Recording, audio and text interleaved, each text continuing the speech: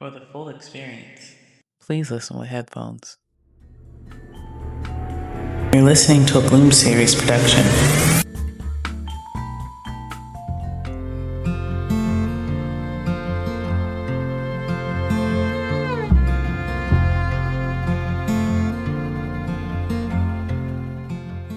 Sunday afternoons have always felt a little different. The world slows down just enough that your own thoughts finally catch up to you.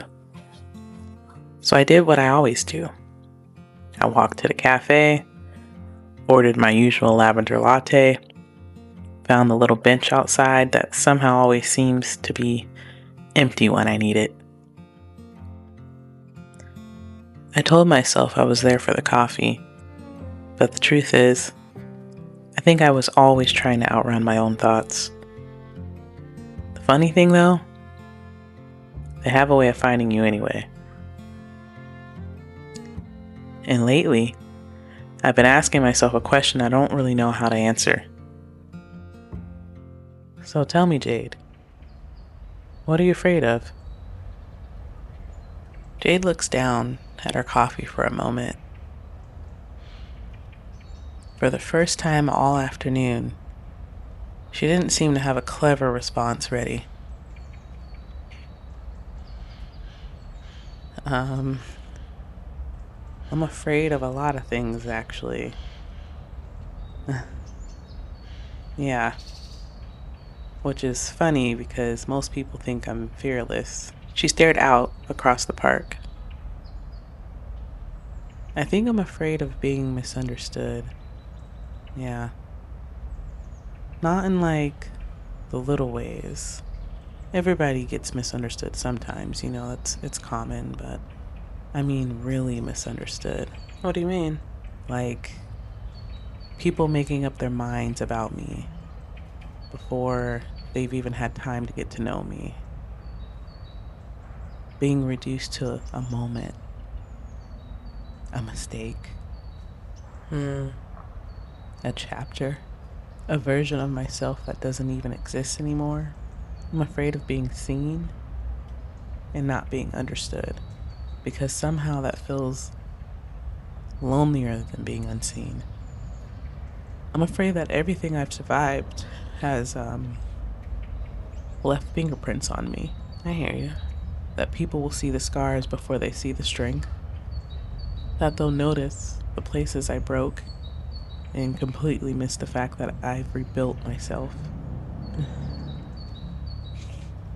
I'm afraid that my past has colored the way I see myself and others more than I realize.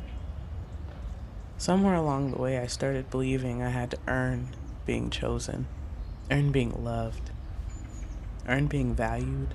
And it's like, I logically know that that's not true, but fear isn't logical, you know?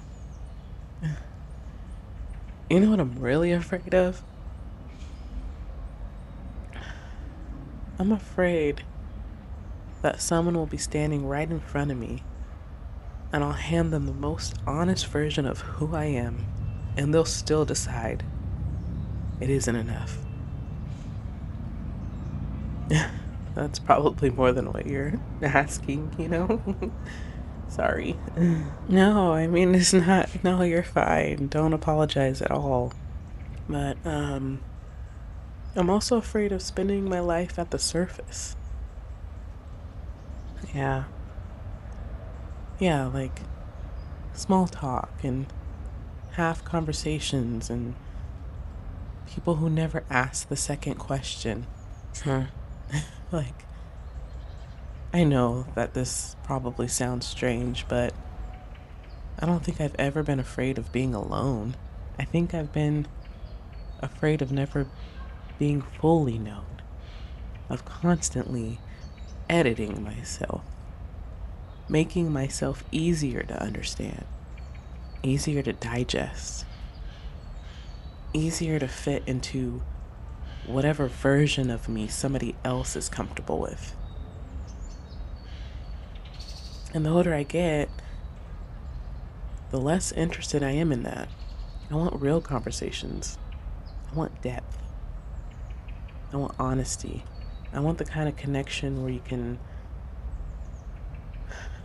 talk about the beautiful things and the ugly things, and neither person runs.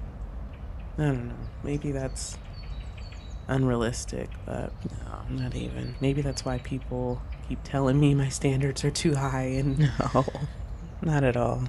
I don't know, but I'd rather sit alone with my thoughts than spend my life surrounded by people who only know 10% of my life. And that's deep and real. And I think, yeah, that's what scares me. Not rejection, not heartbreak, being unseen. I'm sorry you've had to carry that. That's a lot. I don't know exactly what happened to you, and I don't need to. I can hear it. I can feel it in the way that you choose your words, in the way you look at people before you let them look at you. That's a heavy thing to carry by yourself. You know, I think my fear is almost opposite. I'm almost afraid of missing something that's meant for me, and because I'm too afraid to reach for it, I've spent so much of my life being practical, waiting until the timing is perfect, waiting until I'm certain. And one day I realized certainty never comes. People leave, opportunities disappear, conversations end.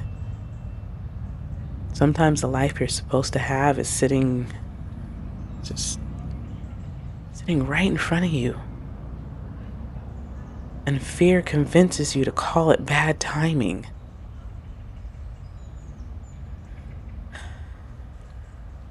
I think that's why I asked you to stay a little longer today. Because I'd rather risk being wrong than spend the next 10 years wondering what would have happened if I just sat down on this bench and told you the truth, you know? And the truth is, I don't see someone who's too much. I don't see someone broken. I see someone who's had to survive things she never should have had to survive. And somehow you still choose to stay soft and care about people.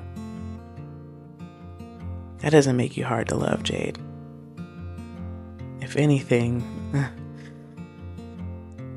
I think it makes you worth knowing.